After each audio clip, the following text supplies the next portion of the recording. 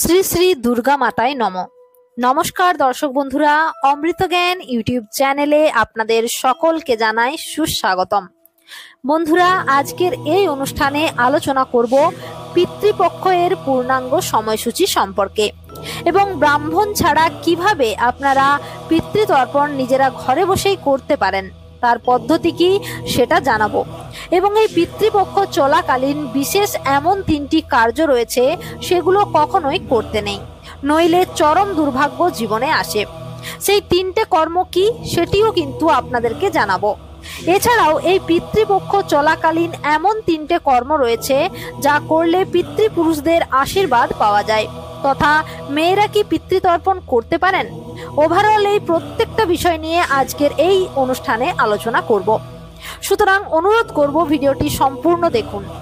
ভাদ্র মাসের 22 তারিখ থেকে আশ্বিন মাসের 4 তারিখ পর্যন্ত এবং ইংরেজি 7 সেপ্টেম্বর থেকে 21 সেপ্টেম্বর পর্যন্ত চলবে পিতৃপক্ষ। যারা পূর্বপুরুষদের জন্য বা পিতৃপুরুষের জন্য তর্পণ করতে চাইছেন তারা এই দিনগুলোতেও তর্পণ করতে পারেন। অনেকের মনে একটা ভ্রান্ত ধারণা রয়েছে যে মহালয়ার দিনেই তর্পণ করতে হয়। এটা একেবারেই সত্য নয়। পিতৃপক্ষ চলাকালীন যে কোনো দিনেই তর্পণ করা যায়। আচ্ছা, পিতামাতা জীবিত না থাকলে তার সন্তান বা সন্ততি, নাতি নাতনি বা ছেলের বউ ও জামাতা এই তর্পণ কিন্তু করতে পারেন।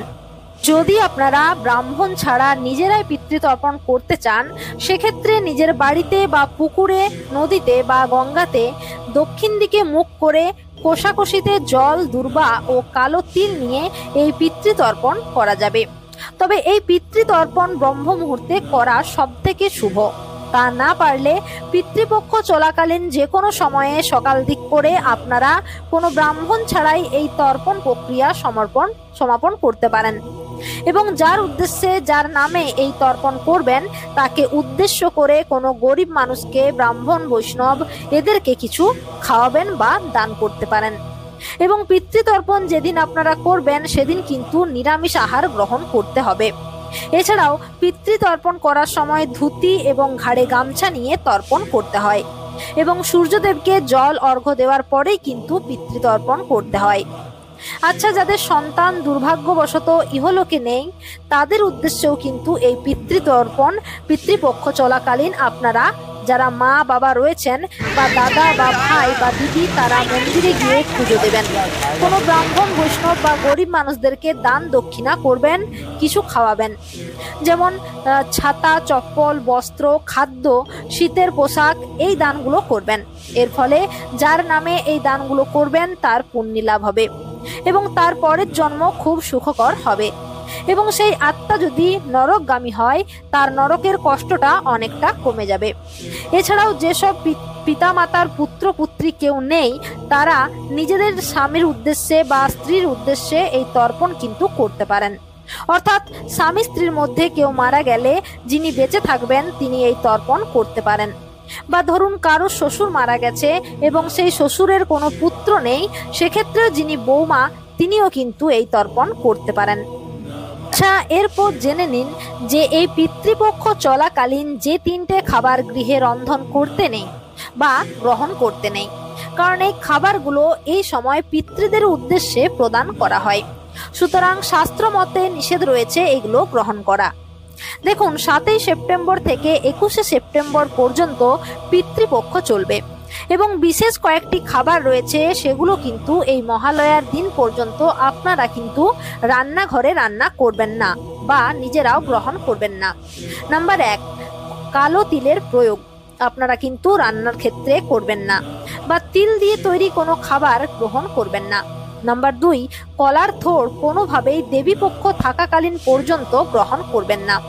নাম্বার 3, মুসুর ডাল এবং রাজমা কলাই রান্নাঘরে রান্না করবেন না এবং অড়হর ডাল এই সময় রান্না করতে নেই বা গ্রহণ করতে নেই খাদ্য হিসেবে। এই সময় যতটা পারবেন গরিব মানুষদের দান দক্ষিণা করবেন এবং পিতৃপুরুষদের উদ্দেশ্যে তর্পণের ব্যবস্থা করবেন। আচ্ছা, এরপর খুব সংক্ষেপে আপনাদেরকে জানাবো এই পিতৃপক্ষ চলাকালীন যে 3টে কাজ কখনোই করতে নেই এবং যে কাজগুলো করলে জীবনে সুখ শান্তি আসে সে সম্পর্কে। এছাড়াও মেয়েরা কি তর্পণ করতে পারে, এই বিষয়ে অনেক প্রশ্ন কিন্তু আমার কাছে আসে, সেটাও আমি এন্ড অফ দ্য ভিডিও আপনাদেরকে জানানোর চেষ্টা করব। দেখুন, গরুড় পুরাণ বলুন বা মনুসংহিতা বা আগেকার দিনে ঋষিমণিরা শাস্ত্রে বলে গেছেন যে পুত্রং দেহি পুত্ররাই তর্পণ করতে পারেন। কিন্তু বিভিন্ন শাস্ত্রে বিভিন্নভাবে আপডেট হয়েছে এবং সেখানকার প্রেক্ষাপটে একথা অস্বীকার করা যাবে না যে 100 বার মহিলারাও কিন্তু তর্পণ করতে পারেন, কোনো সমস্যা নেই। তবে এই তর্পণ করার সময় অবশ্যই মনে ভক্তি রাখা, শ্রদ্ধা রাখা একান্তই উচিত। আপনারা তর্পণ করছেন, সে সময় যদি মন অশান্ত থাকে, ব্যস্ত থাকে, তাহলে কিন্তু খুব একটা শুভ নয়। মনকে শান্ত রেখে অবশ্যই পিতৃদের উদ্দেশ্যে অন্ন জল নিবেদন করা উচিত। দেখুন, যারা ইহলোক থেকে পরলোক গমন করেছেন তাদের উদ্দেশ্যে আপনারা এই পিতৃপক্ষ চলাকালীন তিল বা জল অর্পণ বা তর্পণ করতে পারেন। দেখুন, শাস্ত্র মতে প্রত্যেকটি মানুষের ওপর 3টে ঋণ বিদ্যমান থাকে, যেমন ধরুন মাতৃপিতৃ ঋণ, দেব ঋণ ও ঋষি ঋণ। এই ঋণগুলোর থেকে মুক্তি পেতে অতি অবশ্যই পিতৃপক্ষ চলাকালীন পিতৃপুরুষের শান্তির জন্য অতি অবশ্যই তর্পণ করা উচিত। এর ফলে যারা পরলোক গমন করেছেন তারা কিন্তু মন ভরে আশীর্বাদ করবেন। দেখুন, দেব ঋণ শোধ করার নিয়ম হলো হোম যজ্ঞ গৃহের মধ্যে সম্পন্ন করে। দেখুন, হোম যজ্ঞ করে আপনারা যে আহুতি প্রদান করি দেবদেবীর উদ্দেশ্যে, এর ফলে কিন্তু দেবদেবীরা সন্তুষ্টি হন এবং ইনাদের ঋণ থেকে মুক্তি পাওয়া যায়। এবং ঋষি ঋণ থেকে মুক্তি পাওয়ার জন্য অতি অবশ্যই এই পিতৃপক্ষ চলাকালীন গ্রন্থ শ্রবণ বা পাঠ করা উচিত, যেমন ভগবত গীতা পাঠ করা বা ধরুন অষ্টাদশ পুরাণ, রামায়ণ, মহাভারত এরকম সমস্ত ধর্মগ্রন্থ পাঠ করা উচিত। এর ফলে ঋষি ঋণ থেকে মুক্তি পাওয়া যায়। এবং পিতৃ ঋণ থেকে মুক্তি পেতে এই পিতৃপক্ষ চলাকালীন অতি অবশ্যই নিজেদের পূর্বপুরুষদের জন্য জল দান, তিল দান বা তর্পণ করা উচিত। কারণ পিতৃপক্ষ শুরু হওয়ার পর থেকে মহালয়া পর্যন্ত এই যে 13টা দিন রয়েছে, এই দিনগুলির মধ্যে স্বয়ং যমরাজ পিতা মাতাদেরকে পাঠান জলের জন্য, সাধ্য শান্তি পাওয়ার জন্য। তথা এরা যে কোনো রূপ নিয়ে আসতে পারে, গাভী রূপ নিয়ে আসতে পারে, কাক বা কোনো পশু পাখির রূপ নিয়ে আপনাদের দিনে আসতে পারে। তবে এই সময়টি তাদেরকে জল দান করা হয়, তর্পণ করা হয়, তাহলে কিন্তু তারা আশীর্বাদ করেন এবং ইহলোক ছেড়ে পুনরায় পরলোকে গমন করেন। এর ফলে কিন্তু পিতৃদোষ বা পিতৃ ঋণ থেকে মুক্তি পাওয়া যায়। দেখুন, আপনারা যদি পিতৃপক্ষ চলাকালীন পিতৃপুরুষের উদ্দেশ্যে তর্পণ না করেন তাহলে কিন্তু তাদের আত্মার শান্তি কখনোই হবে না, তারা নরকগামী হবে, যার ফলে শুধু অভিশাপ পাবেন আপনারা। তাই পুত্রের একান্তই কর্তব্য পিতামাতাকে সন্তুষ্ট রাখা তর্পণের মাধ্যমে। তবে পুত্র সন্তান নেই তাদের মেয়ে জামাই করতে পারেন তর্পণ, বা নাতি নাতনি থাকে তারাও করতে পারেন, জামাতাও করতে পারেন, অসুবিধার কিছু নেই, সবাই করতে পারেন। তবে এই তর্পণ হয়ে যাওয়ার পর আপনারা 5 জনকে হোক বা 7 জনকে বা 21 জন আপনাদের ক্ষমতা অনুযায়ী ব্রাহ্মণকে নিরামিষ ব্যঞ্জন রন্ধন করে ভোজন করাবেন। এর ফলে অখণ্ড সৌভাগ্য লাভ হবে। এছাড়াও পিতৃপক্ষ চলাকালীন অতি অবশ্যই দান ধ্যান করা উচিত। কোনো মন্দিরে বা কোনো হতদরিদ্র গরিব মানুষকে সাহায্য করবেন, অর্থ দিয়ে জল দান করবেন বা বস্ত্র প্রদান করে, খাদ্য দিয়ে আপনাদের সামর্থ্য মতো দান করতে পারেন আপনার স্বর্গীয় পিতামাতার উদ্দেশ্যে। এছাড়াও তর্পণ করতে হয় সাদা বস্ত্র পরিধান করে, নিজেরা উপোস করে না খেয়ে তর্পণ করা উচিত এবং যতটা সকাল সকাল পারবেন তর্পণ প্রক্রিয়া সেরে নেবেন।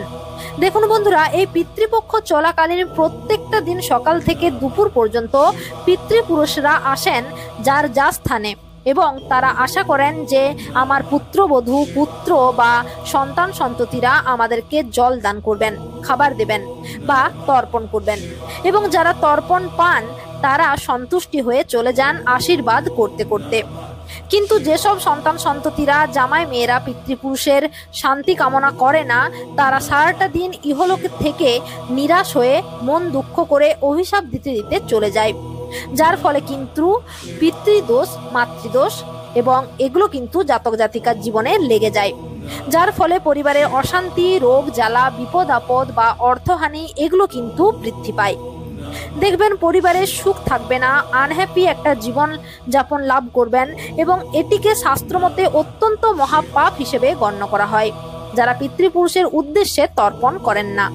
দেখুন, যেহেতু এই পিতৃপক্ষ চলাকালীন প্রেত শরীরে চারপাশে পিতৃপুরুষেরা ঘোরাঘুরি করে, সেহেতু পরিবারের সদস্যদের সাথে কখনোই এই সময় ঝুট ঝামেলা অশান্তি করা মোটেও উচিত নয়। জ্যোতিষশাস্ত্র মতে সূর্য যখন কন্যা রাশিতে প্রবেশ করে তখন পিতৃপক্ষের সূচনা হয় এবং এই সময়ে তর্ক বিতর্কেতে জড়িয়ে পড়বেন না। মাতা পিতাকে কখনোই অপমান করবেন না, নিজের স্ত্রী বা উপর রাগ প্রকাশ করবেন না, বা আপনার গৃহে যারা বয়স্ক মানুষজন রয়েছে তাদেরকে অসম্মান করবেন না। দেখুন, সবসময় যে মতের মিল হবে তার কোনো মানে নেই। জ্যেষ্ঠ মানেই যে শ্রেষ্ঠ সেটাও বলছি না, তবুও নিজের বাক্যের মধ্যে সংযত রাখা উচিত এবং নিজের ব্যবহার সকলের প্রতি সঠিক রাখা উচিত। কারোর সাথে এই পিতৃপক্ষ চলাকালীন খারাপ আচরণ বা মতবিরোধ বা মতান্তরে যাবেন না, এগুলো কিন্তু করা উচিত নয়, এতে অশুভ কামনা প্রাপ্ত হয়। একই সঙ্গে এই পিতৃপক্ষ চলাকালীন কখনোই কোনো পশু পাখিকে হত্যা করা, মেরে ফেলা বা আঘাত করা উচিত নয়। বা আপনাদের গৃহে হয়তো কোনো কুকুর, ছাগল বা গরু বা কোনো পাখি, কাকও হতে পারে, হয়তো ঢুকেছে, তাদেরকে তাড়িয়ে দেওয়া, এগুলো উচিত নয়। চেষ্টা করবেন পশু পাখিদেরকে এই পিতৃপক্ষ চলাকালীন একটু সেবা যত্ন করার, অর্থাৎ কিছু খাবার দিলেন আপনাদের সামর্থ্য মতো। দেখুন, পুরুষদের তো আর শরীর নেই, তারা তো অশরীরী, তাহলে তারা কি করে? আপনার আপনাদের জল অন্ন গ্রহণ করেন। সেক্ষেত্রে এই পিতৃপুরুষেরা প্রকৃতির মধ্যে পরিব্যাপ্ত, আর এই প্রকৃতির প্রত্যেকটা জীব ঈশ্বরের সন্তান। সুতরাং শাস্ত্র বলছে পিতৃপুরুষেরা বিভিন্ন রূপে এই পিতৃপক্ষ চলাকালীন আপনাদের চারপাশে ঘোরাঘুরি করে। তাই কে কিরকম রূপে এসে উপস্থিত হয় তা বলা সম্ভব নয়। তবে হ্যাঁ, যতটা পারবেন পশু পাখিদেরকে কিছু খাওয়াবেন, ঘরে এলে তাড়িয়ে দেবেন না। যাই হোক বন্ধুরা, আজকের ভিডিওটি আর দীর্ঘায়িত করছি না।